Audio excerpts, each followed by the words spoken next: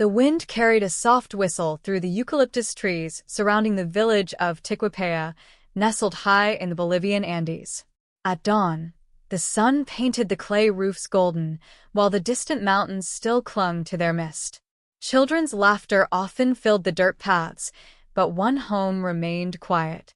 The home of Inti. Inti was 16. Lean, quiet, and with eyes that always seemed to be searching for something far beyond the mountains. He was the second son of Dona Rosa and Don Mateo, a couple known in the village for their dedication to the land, and their firstborn, Tupac. Tupac was everything a son was expected to be. Strong, loud, and always eager to help Don Mateo in the fields.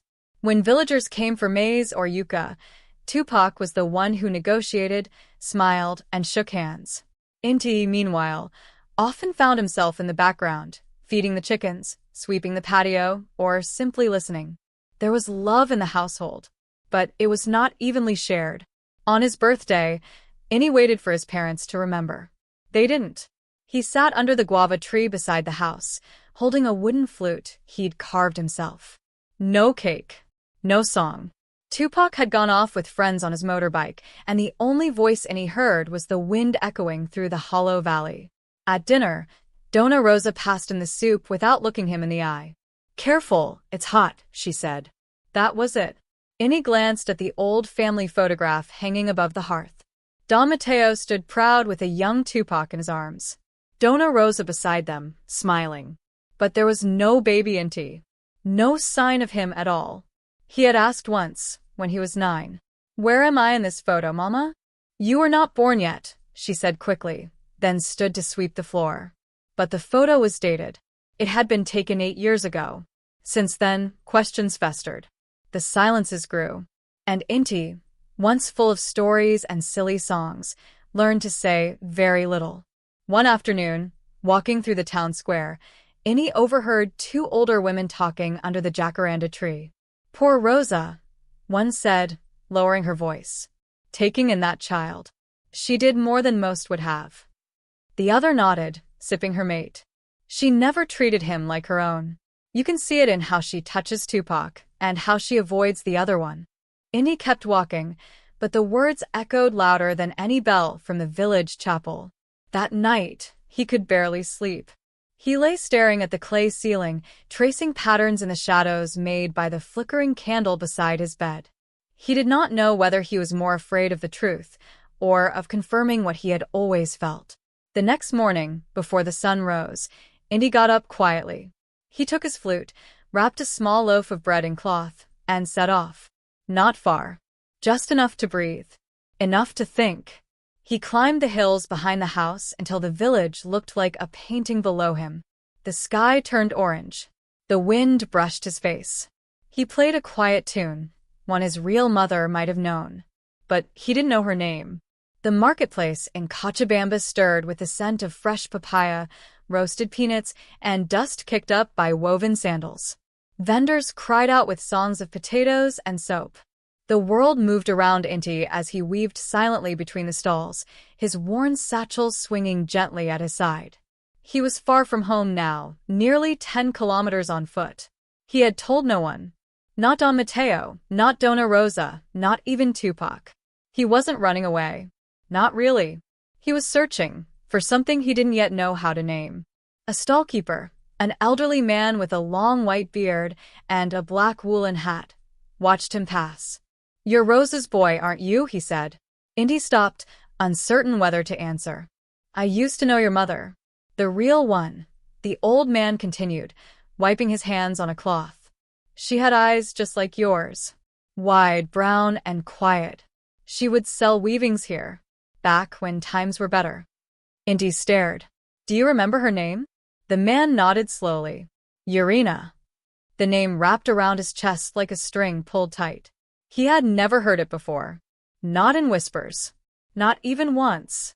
It echoed in his thoughts, even as he left the market and walked aimlessly through the narrow lanes. Urina. Why had Dona Rosa never told him? Why did no one in the village speak of this woman? Had she done something wrong? Was she gone because of shame or sorrow? As Inti wandered, he came upon a woman sitting by a fountain. She was feeding breadcrumbs to the birds, her face lined with thyme. She looked up at him and smiled with a kindness that caught him off guard. "You look lost, Iho." "I think I am," he replied honestly. The woman offered him a seat beside her. "There are two kinds of people in this world," she said, tossing another crumb to a pigeon. "Those who carry their truth openly, and those who bury it beneath the soil, hoping it will die. But the thing about truth is that it grows, whether you want it to or not." Inti nodded, unsure what to say. He felt the weight of her words settle in his stomach. "Did you know a woman named Irina?" he asked quietly. The woman's face changed. Her eyes narrowed ever so slightly, her smile fading into something gentler. Everyone knew Irina. She was light in this place. Until she vanished. "Vanished," he repeated. "One night, she simply left. Left everything. There were rumors, of course, that she had a child, that the father disappeared, that the village shunned her for reasons no one would say out loud." Innie's breath caught in his throat. "And the child? No one ever saw him. But some say she begged a family to raise him before she fled. I don't know if that part is true." Inti stood slowly. He thanked the woman and walked away, heart pounding louder than his steps. By the time he returned to the village, it was late. Smoke curled up from chimneys, and the sound of goats calling to be fed echoed between the hills. He slipped into the house quietly. Donna Rosa was stirring a pot of soup. She didn't ask where he had been. "Sit. Eat," she said. He sat.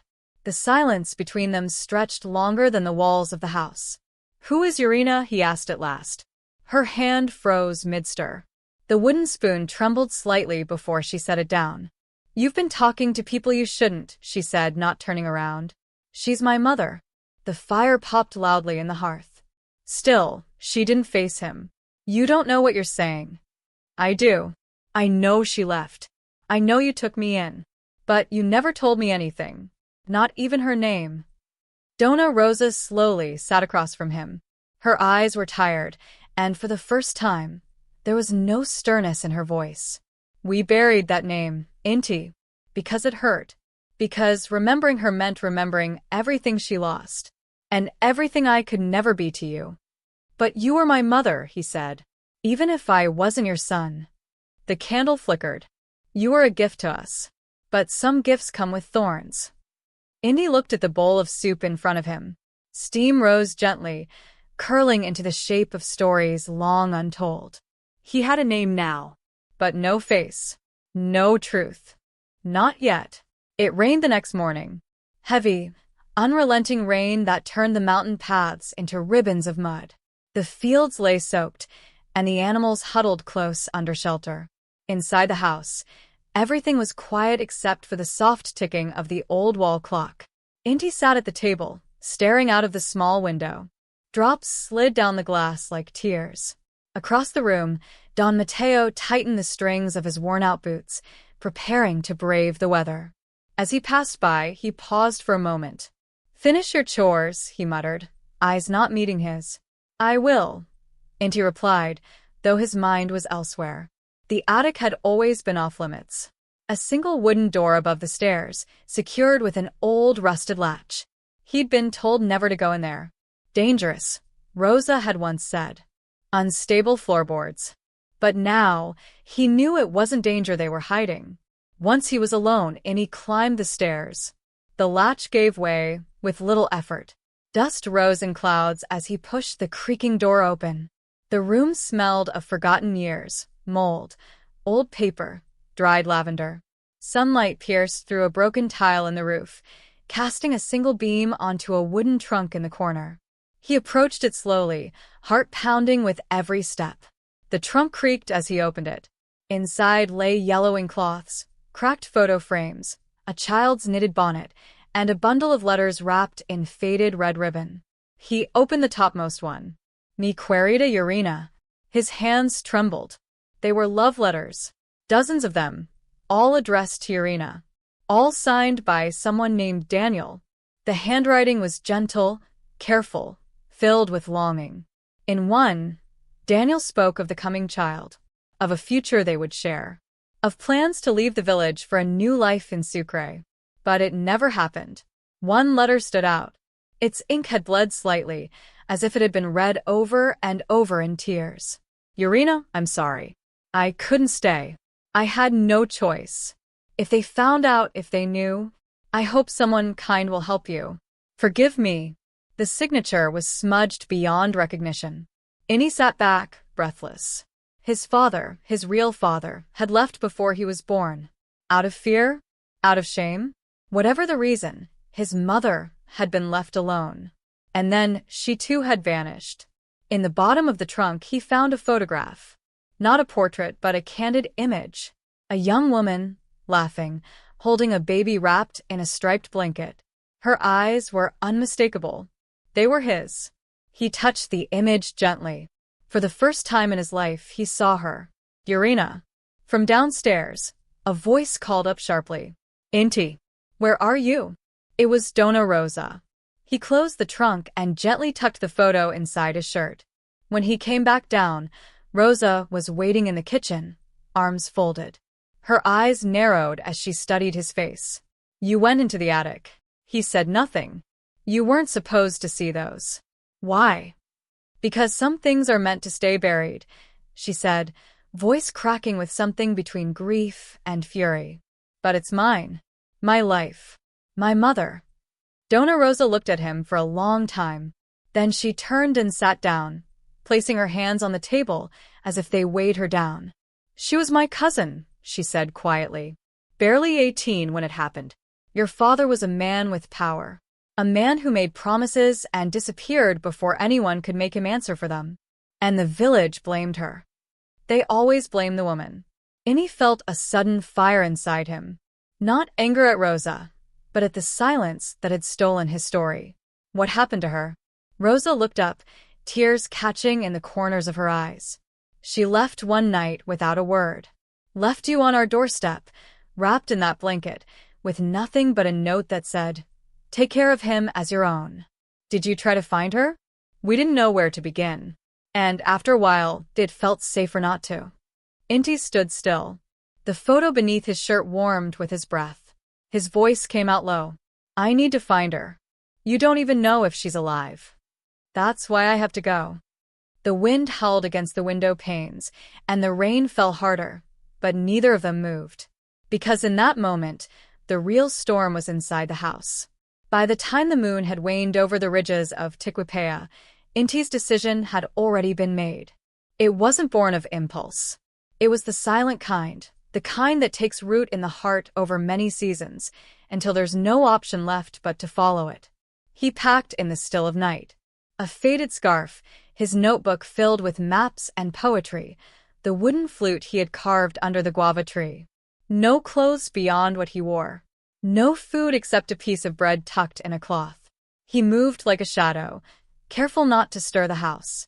Before leaving, he placed a folded note beneath Rosa's sewing basket. Thank you. I will come back with my truth. There was no place for blame, only space for answers. At the break of dawn, Innie stood at the village crossroads where the old bus to Sucre wheezed up once a day. It smelled of oil, eucalyptus, and old dreams. The driver, half asleep, barely looked at him as he climbed aboard. The seats creaked. The windows rattled. With every turn of the winding road, the village of his silence grew smaller behind him. Hours passed. The Andes unfurled in waves, hills stained with ochre, fields quilted with potatoes and maize, clouds dragging their bellies across the peaks. Innie watched it all with quiet intensity, wondering how many of these same curves Urena had once taken. Had she stared at these same shadows? Had she cried alone in these same valleys? Sucre emerged from the distance like a vision, its white colonial buildings gleaming in the afternoon light, its streets alive with the murmur of markets and the sharp echo of footsteps on stone. Inti wandered aimlessly at first. The city was too fast, too wide. He showed the small photograph he had, an old portrait of a young woman with soft eyes and a braid that fell to her waist. No one recognized her. In the city library, the volunteer offered a smile, but no help. In the plaza, a woman selling sweets said, "That name, Urena, it sounds Quechua, but I don't know her." Hope thinned, but it did not vanish. Then, on the third day, Inti stepped into a corner co-op filled with weavings and dyed wool. An old woman sat behind a loom, her fingers moving like water over the threads. She squinted at the photo. "I knew her," she said slowly. "She worked here long ago. She stitched stories into fabric," said her son had eyes like the night sky. Inti's breath caught. "Where did she go?" "She spoke of Potosi. Said she wanted the wind there. She left no address, just a note for anyone looking for her." The old woman opened a drawer. From it, she drew a yellowed scrap of paper and handed it to him. In faded ink, a single name and location. Urena, apothecary near Cerro Rico. Potosi. Inti held the paper close. For the first time, her name was no longer a whisper in the dark. It was a place. It was a path. He stepped back into the city streets, heart pounding with something that felt almost like light. The road was calling him forward. The bus to Potosi clattered like a tin can down the Highland Road, each mile climbing higher into the thin, bright air. Inti sat by the window, his breath fogging the glass. Below him, the earth dropped into dizzying valleys. Above, Cerro Rico loomed like a sleeping giant, scarred by centuries of greed. Potosi felt different from Sucre. Rougher. Older. The wind carried dust, not perfume. The buildings leaned like tired men, and the people moved with the weary purpose of miners and mothers. Inti clutched the scrap of paper in his hand. "Urena, apothecary near Cerro Rico," he asked in the plaza. "At the corner food stall. At the local post office." Most shrugged. Then an old vendor pointed with a bent finger toward the edge of town. "Near the mining path. You'll know it by the smell." He followed the direction past rows of homes built from stone and rusted tin. Children played with bottle caps. A llama stood tied to a crumbling fence, chewing as if it knew the story he carried. The apothecary was barely marked. A wooden door with peeling green paint.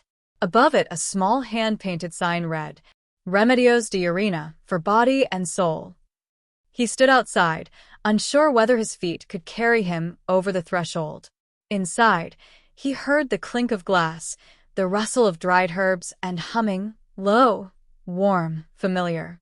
The door creaked as he pushed it open. A wave of smells greeted him. Eucalyptus, manzanilla, sage, and something deeper, earth, perhaps, or time itself. The room was narrow and filled with shelves. Jars, bottles, dried roots. A worn counter at the back. And behind it, a woman with long silver-threaded braids, her back to him, arranging vials by color and shape. She didn't turn as she spoke. "Come in. You've traveled far." Inti stepped inside. "I'm looking for someone," he said, his voice barely steady. "Her name is Urena." She stopped moving. Turned. For a moment, the silence between them stretched as wide as the mountains he had crossed. Her face was older than in the photo, marked by time and solitude, but her eyes, those eyes, had not changed. Neither had the way her mouth trembled when she saw him. She walked around the counter slowly, cautiously, like approaching a wild thing she once loved and lost. "You are Inti," she said, almost in a whisper. He nodded. "How did you know?" "I always knew you would come." She lifted a hand, placed it gently on his cheek, just as Rosa once did when he was very small. But this touch felt different. It didn't ask for permission. It simply belonged. "I dreamed of this day," she said. "I hoped. But I never allowed myself to believe." Inti swallowed. "Why did you leave me?" The question sat heavy in the room, but she didn't flinch. "I didn't leave you," she said. "I gave you to the only ones who would take you in. I had no roof, no food, no strength. I was 17, alone, and the world didn't want another mouth to feed." Tears brimmed in Inti's eyes. He wasn't sure if they came from sadness or relief. "But I never stopped loving you," she continued. "Not for a day. Not even in silence." Inti's breath hitched. He didn't know what forgiveness sounded like. But in that moment, it felt like the creak of the floor under his feet, the way her hands trembled when she touched him, the soft return of her voice as she whispered, "Welcome home." He did not speak. He stepped forward. And they stood, two bodies held together by time, truth, and the long road that had brought them back. Innie stayed in Potosi longer than he had planned. Each morning, he woke to the scent of crushed herbs and the quiet shuffle of Urena preparing remedies for miners and mothers, children with coughs, and old men with aching knees. He helped where he could, grinding leaves, measuring tinctures, sweeping the dust from the doorstep. The city above the clouds felt like another world. But even as he settled into its rhythms, something restless stirred within him. At night, Innie would sit by the window of the small room Urena gave him and play his flute, the same tune from the hills of Tiquipea. Now, with new weight, the song reached through stone and silence. One evening, Urena stood in the doorway behind him. "I used to hum that when I carried you, when you wouldn't sleep. You remember?" She smiled. "You had a sound in you even then, like a question that never wanted an answer." He paused. "There are still things I don't understand." "I know," she said. "You should." And so, Urena told him everything. How she had fallen in love with a boy from Cochabamba who promised her the sky. How he disappeared when her belly began to swell. How her family turned her out. How Rosa, an old friend from school, took the child without ever asking for a name. "She said it would be easier for you," Urena said, her voice tight. "Easier to grow up as if you belonged." Inti looked at her. "But I didn't." She nodded. "I know." The next morning, Innie asked to see where she had lived when he was born. She took him down narrow alleys and into the lower slopes of the city, where the houses were little more than shacks. "This was it," she said, pointing to a rusted door. "I gave birth alone, right there on the floor." Inti ran his fingers along the wall, tracing invisible lines, trying to find the ghost of his first cry. He turned to her. "Why did you stay in Potosi?" She looked toward the mountain. "Because it makes you remember where you come from, and what you survived." That night, Inti dreamed of a river running uphill, carrying voices, questions, and broken pieces of memory. When he woke, he knew what he had to do. He had found his mother. Now he needed to face the ones who had hidden her. The road back to Tiquipea felt shorter than Innie remembered, but heavier. Each mile rolled beneath the bus like a drumbeat, calling him home. Not to the home of warmth and comfort, but to the one of questions and reckoning. The village looked unchanged. The children still kicked a dented can outside the church. The women still hushed their gossip when strangers passed. And the river still ran slow and brown, as if holding secrets beneath its muddy current. He walked through the gate of Rosa's home just after midday. She was bent over the garden, her hands deep in the soil. She looked up, stilled. For a moment, nothing moved but the wind through the sugarcane. "You came back," she said, wiping her hands on her apron. "Yes," Inti answered. "I needed to." He didn't wait for tea. He didn't sit. He stood before her with the weight of truth in his chest. "I found her." Rosa didn't ask who. She only nodded, once slow and resigned. "I knew you would. You should have told me. I thought I was protecting you." "From what?" His voice cracked, not with anger, but with sorrow. "From myself? From her? From pain," Rosa said. "From the ache of not being wanted." "But I was wanted. She never stopped wanting me." Rosa sat on the bench beneath the fig tree. Her eyes, so often steady and wise, were suddenly fragile. "I was afraid," she said. "Afraid you would go to her and forget us. That all the years I loved you would mean nothing." Inti stepped closer. "I never asked you to love me in fear." "I didn't mean to," Rosa whispered. "But I did. Every time you looked at me with her eyes." They sat in silence for a long time. Finally, Rosa said, "Did she forgive me?" "She didn't blame you," Inti replied. "She thanked you. She knew what it cost to let go." The breeze stirred the trees. A single yellow leaf floated to the ground. "Will you stay?" she asked. "For a while," Inti said. "But not forever." Rosa looked at him with a softness he had never seen in her before. "You're no longer the boy who needed answers." "No," he said. I'm the man who found them. That evening, Innie sat on the porch, flute in hand. The tune he played was no longer a question. It was a bridge between what was given, what was taken, and what was still his to become. The next morning, Inti rose before the sun crested the hills of Tiquipea. The village was hushed, still cloaked in blue-gray mist. He stepped outside with a scrap of paper tucked into his coat and a purpose in his stride. He walked past the schoolhouse, past the place where he had once fallen and scraped his knee, past the fields where he used to chase shadows. Everything was the same, yet none of it felt like it belonged to him anymore. At the edge of the village, he reached the cemetery. The gate creaked open under his hand. Rows of white crosses stretched across the dry earth, some new, some so worn their names had faded. He made his way to a shaded corner where a single weathered stone stood, half covered in moss. It bore the name of Don Eliseo, Rosa's husband, the man who had raised Inti in stern silence and distant glances. Inti knelt. He pulled the folded paper from his coat and laid it gently against the stone. I never knew what to say to you, he whispered. But now I do. The letter was short. It spoke of journeys and questions, of absence and presence, of silence that had hurt more than words. It was not an accusation, nor was it forgiveness. It was truth, plain and necessary. Innie placed a single marigold beside the paper and stood. As he turned to leave, he saw someone waiting at the gate. Rosa. She didn't speak. She simply walked with him, their footsteps matching along the path home. Later that day, Innie packed a small bag. Not much. Just his flute, a notebook, and a photograph of Urena now yellowed at the edges. Rosa stood by the door, watching him. Where will you go? She asked.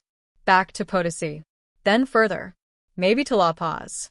Or Lake Titicaca. I want to see the places she dreamed of. The ones I never did. You'll write to me? He nodded. You'll know where I am, even if the words don't come. She placed her hand on his cheek, mirroring what Urena had done. You are both in me, he said softly. In different ways. I need to carry both truths. And with that he left. As he stepped onto the road again, the village behind him slowly receded, not as something he was escaping, but as something he had finally understood. Each step forward echoed with the strength of where he had been and the freedom of where he was going. Potosi welcomed Inti not as a stranger this time, but as something closer to a returning shadow. The city's edges no longer pressed against him. Its thin air no longer choked him. He walked the streets with quiet purpose, his heart heavier, but his mind clear. Urena stood outside her apothecary when he arrived, sweeping crushed petals from the doorstep. She saw him before he spoke. You came back. I said I would. She opened the door without another word, letting the afternoon light spill into the small shop filled with glass bottles and dry herbs. The same scent lingered. Earth, eucalyptus, and thyme. That night, they shared a meal of potatoes, cheese, and tea brewed from mountain mint. The silence between them no longer felt like a wall, but a resting place. Did she forgive you? Urena asked, her fingers wrapped around her clay cup. No, Indy said. She never needed to. She only needed to be seen. Urena looked down at her hands. And you? I'm still learning how. They spent the following days moving like two lives slowly realigning. Inti learned the names of plants, how to boil bark into medicine, how to listen to the cough of an old man, and know if it came from the chest or the soul. One morning, a letter arrived, brought by a child from Sucre. It was from Rosa. Brief. Written in her steady, tight script. You were right. Silence grows heavy when it's not shared. The garden is blooming late this year. I miss your song. Innie folded the letter into his notebook, tucked it between poems and unfinished thoughts. He would carry it with him, a reminder that even those who stay behind can move forward. In the weeks that followed, he began writing more. Not just about himself or Urena, but about the miners, the women who healed with their hands, the children who carried too much weight in their eyes. He read some of it aloud to Urena as they sat on the rooftop in the amber light of evening. She listened with closed eyes, the wind brushing her silver hair back. You have her voice, she said once. But your words are your own. One day, as the rains rolled in from the hills, Urena gave him a small woven pouch. Inside was a folded cloth and a stone carved with a symbol he did not recognize. It's from your grandmother, she said. She died before you were born. She was a Kurandra too. This stone belonged to her. Inni held the object in his hand. It felt warm, as if it had waited for him all these years. What does the symbol mean? Urena smiled faintly. It means listen closely. Months passed in Potosi, yet time moved differently now. It no longer raced or dragged. It breathed. Inni had found a rhythm between making remedies and writing words, between silence and sound. But one morning, he woke before dawn and stood at the doorway of the apothecary, watching the clouds drift low over Cerro Rico. The wind tugged at his shirt. It didn't speak, but it pulled. It was time. Urena sensed it before he told her. She met him at the table with coca tea and a small bundle wrapped in alpaca cloth. For your journey, she said. He opened it. Dried leaves, a compass, a scrap of paper with hand-drawn directions. To where? He asked. The lake, she said. Where my mother used to pray. Where I once dreamed of going before I ever held you. She hesitated. There's nothing there. No buildings. No sign. Just wind. Then that's exactly where I need to go. They embraced at the doorstep. This time, it wasn't a reunion, it was a letting go. But not with sorrow. With respect. They had walked through silence, and now they could part in peace. Inni traveled north, through Cochabamba again, past the edge of La Paz, up into the high flats where the world touches the sky. The road thinned until there was only dust and stone and wind. When he reached Lake Titicaca, the water stretched out like a mirror to the heavens. The shore was quiet. Just reeds, scattered stones, and the hush of history. He stood there for hours. There was no great realization, no revelation, but there was stillness. And in it, truth. He opened his notebook and wrote, I was not born from one story but many. I was not abandoned. I was carried. Through silence. Through sorrow. Through love that did not always know how to speak. I have arrived. Not at the end, but where the wind begins. He placed the stone Urena had given him on the shore. It sank into the sand, half buried, as if returning to its place. And then he took his flute. He played, not to ask, not to search, but to answer. A song for the mountain, for the mother, for the woman who sewed in silence, for the boy who wandered, for the man who became. The wind carried the notes far across the lake, bending the reeds, stirring the clouds. And then it was quiet, not empty, Whole.